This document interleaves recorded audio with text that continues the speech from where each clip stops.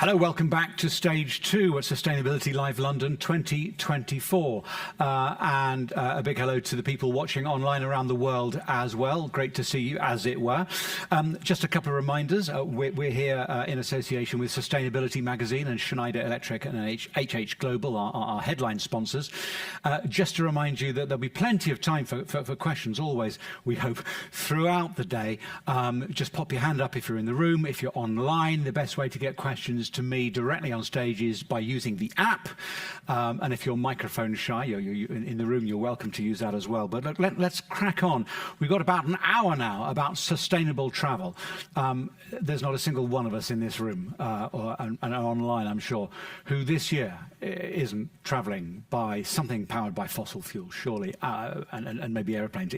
It's not easy to walk the walk. And of course, there's stuff we can all do to reduce that footprint. Tread right is a way that the Travel Corporation acknowledges the challenges and is trying to do something about them. So with us is Shannon Guihan from Tread Right.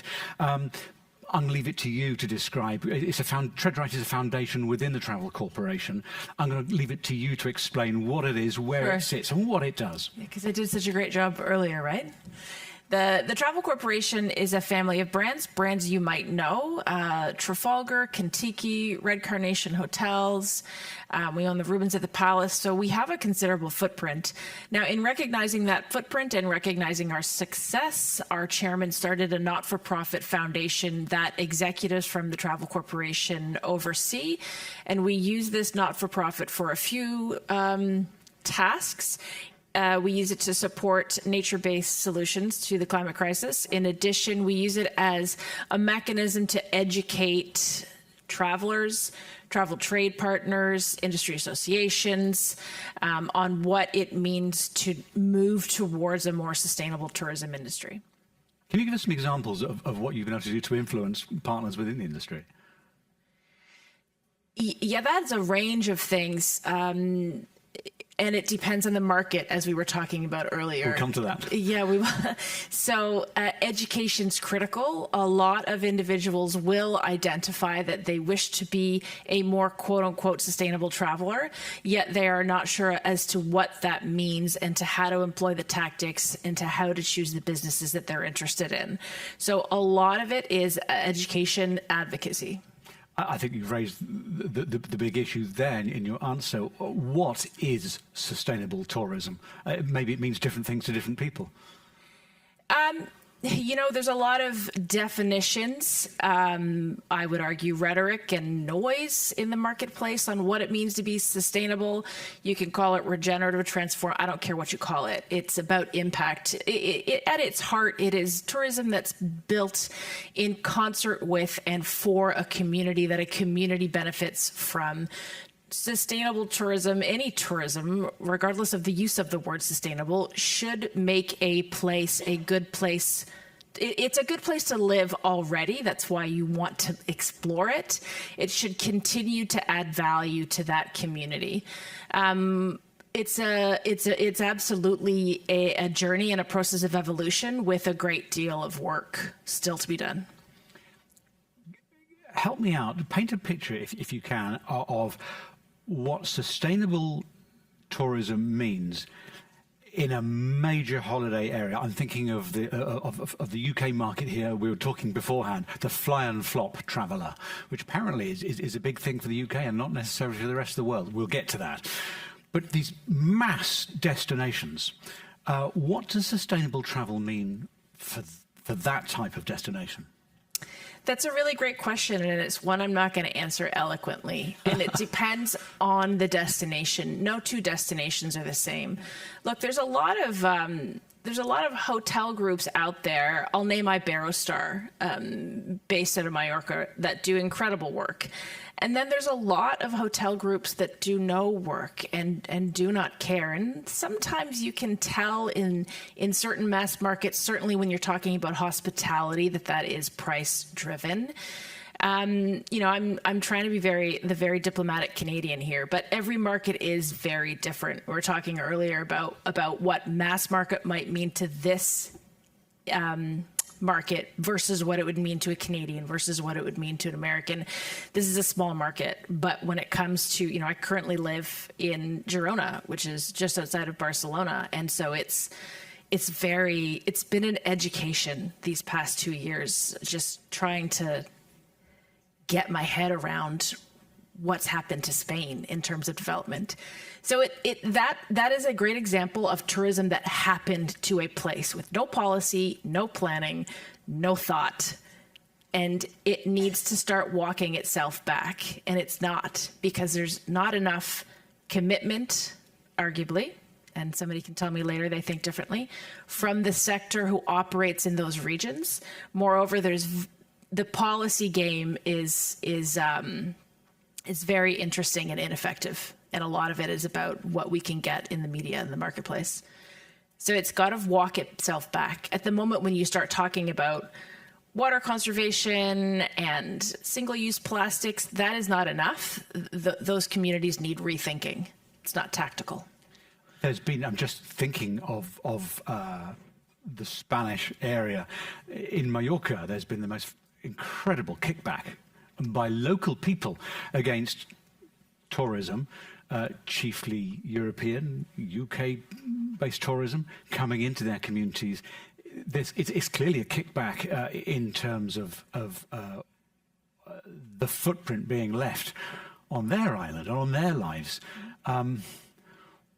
What is the balance? What should be happening in communities like that, or in the companies that do business there? Look, it's difficult. I don't operate in those regions, okay, and I can say what I can say, but it feels like throwing stones. I mean, the people in Mallorca made a very good point. They made a different point than what was made in Barcelona, which was just sort of borderline xenophobic behavior. Borderline. In Mallorca, it was, we have incorrect policies. We need tourism. We understand that. We want to be part of the policies. And I couldn't agree with them more. It was so well said and heard by the marketplace, I think. And that's a typical example. I come from a very touristed community. I come from Newfoundland, which, don't worry if you don't know, but it's got a heavy tourism population in the high season. And tourism just happened to that community following the cod moratorium when I was young. Tourism just happened to Mallorca. It's just a great example of insufficient planning. This is a system because what you've got is a convergence of issues. You've got what's happened over the past probably 2 decades with low-cost airlines, greater accessibility of travel as it meets inflation and a housing crisis. It's a great convergence of problems within the system that requires a systematic approach. And we are not necessarily joined up enough to do that. Tourism's often been treated as a soft sector. Well, it's not. And the realization has come, but those tourism decision makers don't have rooms at the table in urban planning, in infrastructure and facilities, typically, as they ought to have done. Talk to me as a numpty UK traveller. What concerns should I have? I mean, we were talking earlier outside this room about the different markets, and that the UK market, and we'll move on to the rest of the world, but I'm just fascinated by the difference of the UK market. Is a very different market to the rest of the world. You were saying we have more of a tendency to fly and flop, which is not sustainable. There is certainly a large fly and flop market, as you called it, and perhaps I did earlier, out of the UK. It's true. And a lot of that's to do with proximity, currency, access, right? So it's driven by largely by geography. A bit of culture in there as well. That's you. I'm not going to throw stones, but Canadians, for example, we have a hell of a lot less vacation, so you do you. Well done, guys. We have to go a lot further to get anywhere. So we don't have that ability to come and go, as we have started to have these days. And the American market's quite similar. The Australian market, obviously, they come from They are not close. So when they come for a long time. So all the markets have very different factors that apply to them. But interestingly, whilst this is a very small market for us, you might be interested to know that when I put out anything communications-wise, it is for the grumpiest person in this country who wants to shred me. I make sure that my methodology is clear for this market. And my transparency is beyond reproach for this market. I'm not expecting critics out of the US. It's that one person here that just wants to. Well, talking as the white middle-aged grumpy old man, I've listened to it and it's crystal clear. Thank you. But I mean, sustainability clearly means different things to different people in different regions. What is TreadRight doing specifically across its markets around the world to innovate? It's a great question, but I don't think it's the important question. The important question is, what is the travel corporation and the businesses doing? Because TreadRight is a tool that we can use to donate. It is a philanthropic tool. And if you are looking at sustainable tourism solely through the lens of philanthropy, then you are a solid decade behind. And that's a message to the marketplace.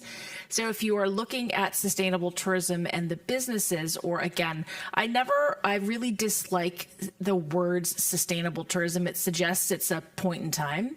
We're never going to get there. The issues are always going to continue. So we're always working towards it. I just want to make sure that that's clear. I use that terminology somewhat regrettably.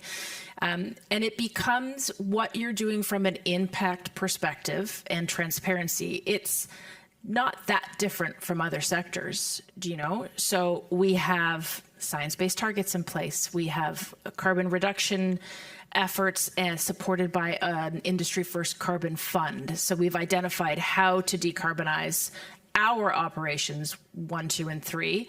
In addition, we've built a financial mechanism to enable the decarbonization.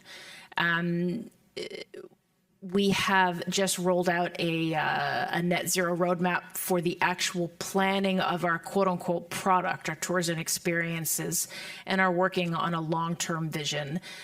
Tactically, as a guest, you're looking at length of stay, where you're going, when you are going there, how you are behaving when in region, which is often overlooked.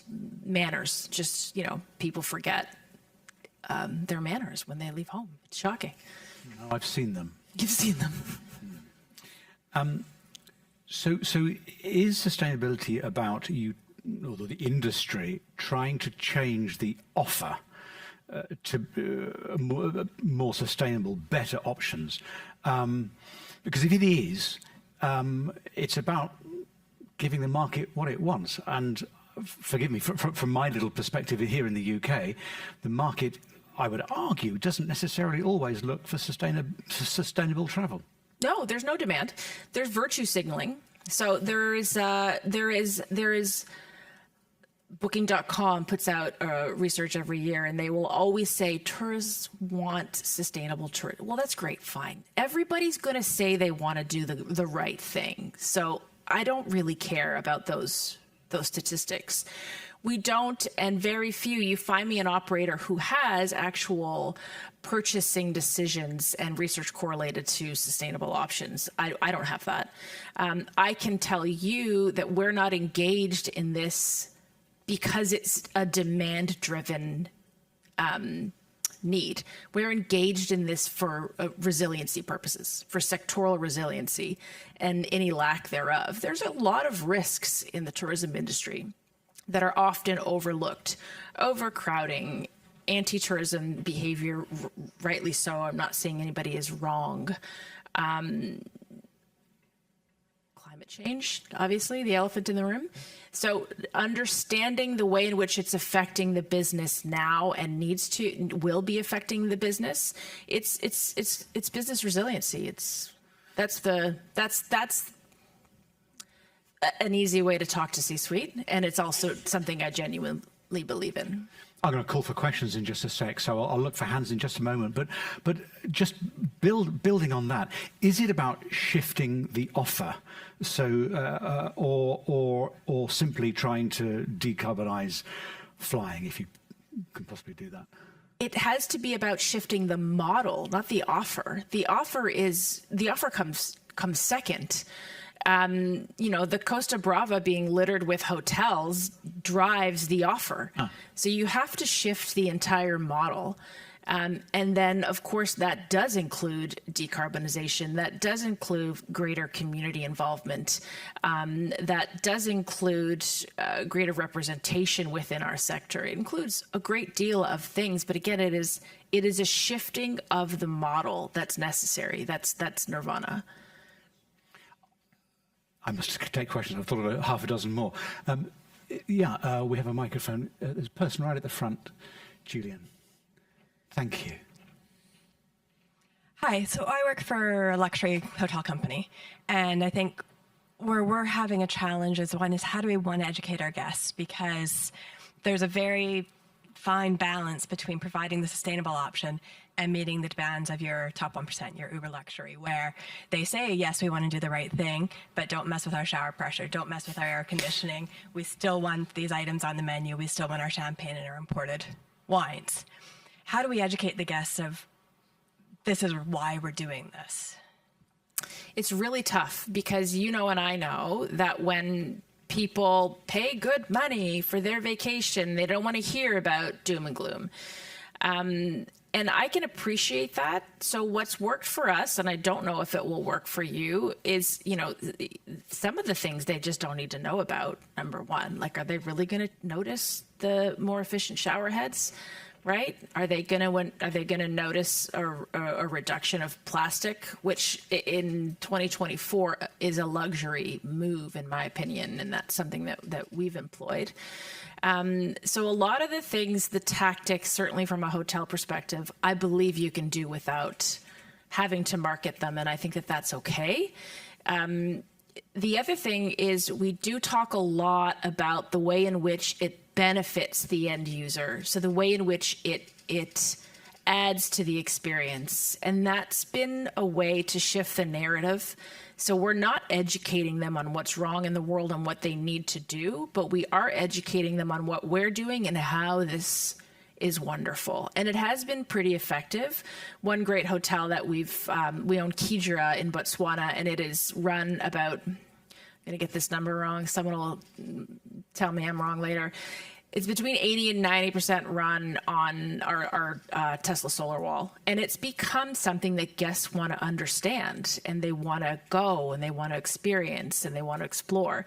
So I think that there's, in my opinion, there's a way to shift the narrative towards how this encourages greater benefit for you and community. But never the doom and gloom, because no, they won't hear it. And it depends, I don't know who your market is. Is it, if it's US, UK? Yeah, then some just don't want to hear it. No, they don't. Yeah. They say they want it, but they don't want it. Yeah, then they don't need to. You still need to do it, but. Thank you. There was another hand went up for a gentleman over there.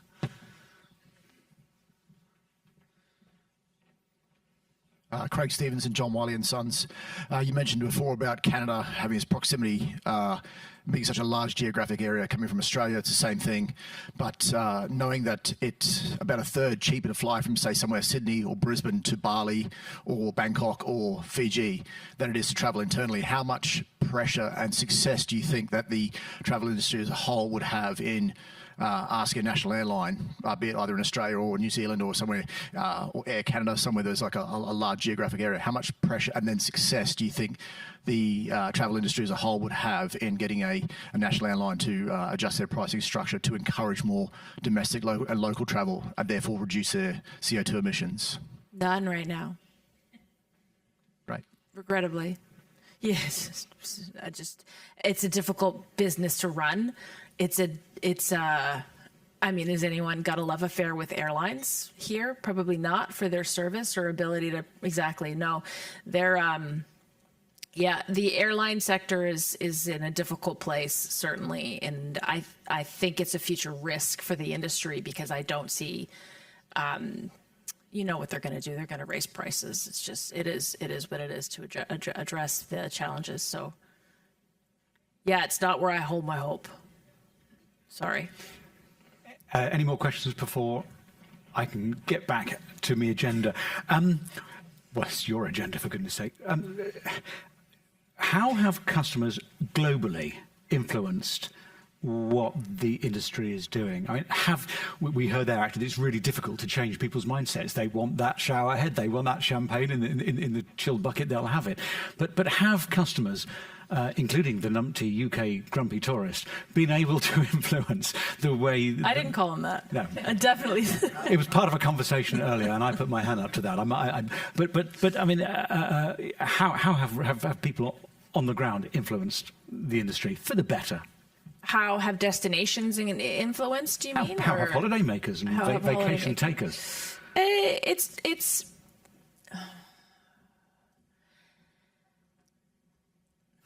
That's a really tough question because I don't believe that they're influencing the market towards sustainability. I just don't. I think that there are demographics. There are certain demographics that are more prone to it. There's one of our brands is Kentucky. It tops out at 35. So we sort of have businesses that go all the way sort of through the traveler life cycle, if you will. Kentucky, that guest is more prone to involve themselves in our Make Travel Matter experiences, educate themselves on carbon, ask about it, want it. So I think it's less about where you're from and more about how old you are and what you're inheriting or not, if you will.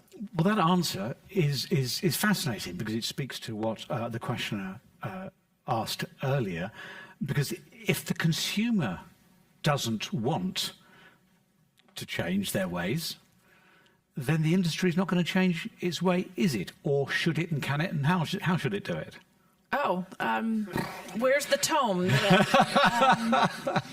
So, I mean, we have some sticks coming our way for larger businesses that I'm hanging my hat on. For instance, our sector has no visibility into supply chain, never has. We will. And our supply chain is largely shared. It's largely SMEs. You know, if you look at any country, it's anywhere from 70 to 85% SMEs. They're very disparate. So we are now talking about a shared tool that I'm going to come to you afterwards about this, Olivia.